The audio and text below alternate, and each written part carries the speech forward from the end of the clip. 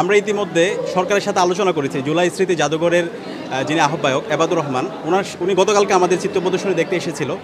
তো ওনার সাথেও আলাপ হয়েছে এবং যিনি সংস্কৃতি উপদেষ্টা আছে ওনার সাথেও আলাপ হয়েছে।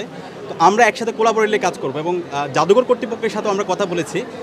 আমাদের ইসলামী ছাত্র শিবিরের পক্ষ থেকে প্রত্যাশা থাকবে জাদুঘরে একটা স্থায়ী জুলাইয়ের উপর চিত্র প্রদর্শনীর জন্য তারা ব্যবস্থা করবে, যেখানে গণভবনও তো ভাই আছে। হ্যাঁ, গণভবনও থাকবে, পাশাপাশি জাদুঘরও থাকবে।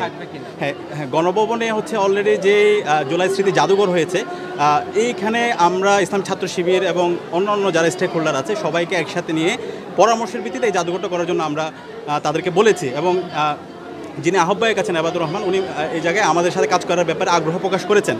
এর পাশাপাশি আমরা আমাদের জাতীয় জাদুঘর, এই জাদুঘরও আমরা একটা স্থায়ী স্মৃতি, আমরা জুলাইয়ের স্মৃতিগুলো রক্ষার জন্য এরকম একটা স্থায়ী আমরা কর্নার রাখার জন্য অলরেডি কর্তৃপক্ষকে বলেছি, সরকারকে আহ্বান করেছি।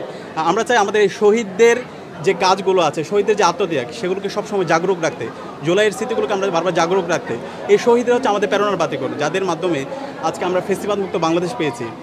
সে কারণে ইসলামী ছাত্র শিবির এই উদ্যোগটা নিয়েছে এবং দেশের সকল ছাত্র সংগঠন, সামাজিক স্বেচ্ছাসেবী সংগঠন, রাজনৈতিক দলগুলোকে আমরা আহ্বান করব প্রত্যেকটা এলাকায়, পাড়ায় পাড়ায়, প্রত্যেকটা মাদ্রাসায়, স্কুলে, কলেজে, বিশ্ববিদ্যালয়ে এই ধরনের আয়োজনগুলো যেন করা হয়। ইসলামী ছাত্র শিবিরের পক্ষ থেকে আমরা এই ধরনের আয়োজন জারি রাখবো। ঢাকা বিশ্ববিদ্যালয়ে ইসলামী ছাত্র শিবিরের আমরা একটা সংস্কার প্রস্তাবনা দিয়েছি।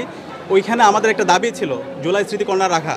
ইতিমধ্যে বিশ্ববিদ্যালয় কর্তৃপক্ষ সাড়া দিয়েছে এবং আমরা প্রত্যাশা রাখবো দেশের প্রত্যেকটা পাবলিক বিশ্ববিদ্যালয়, প্রাইভেট বিশ্ববিদ্যালয়, স্কুল, কলেজ, মাদ্রাসা এবং প্রত্যেকটা পাড়ায় পাড়ায় এই ধরনের জুলাই কর্নার থাকা দরকার এবং প্রত্যেকটা সামাজিক এবং স্বেচ্ছাসেবী প্রতিষ্ঠানের তাদেরও জুলাই কর্নার থাকা দরকার। এই জুলাইকে জাগরুক রাখা, এটা এই দেশের আপামর ছাত্র জনতার দাবি। আমরা আশা করবো এই জায়গায় সবাই ঐক্যবদ্ধভাবে আমরা কাজ করব।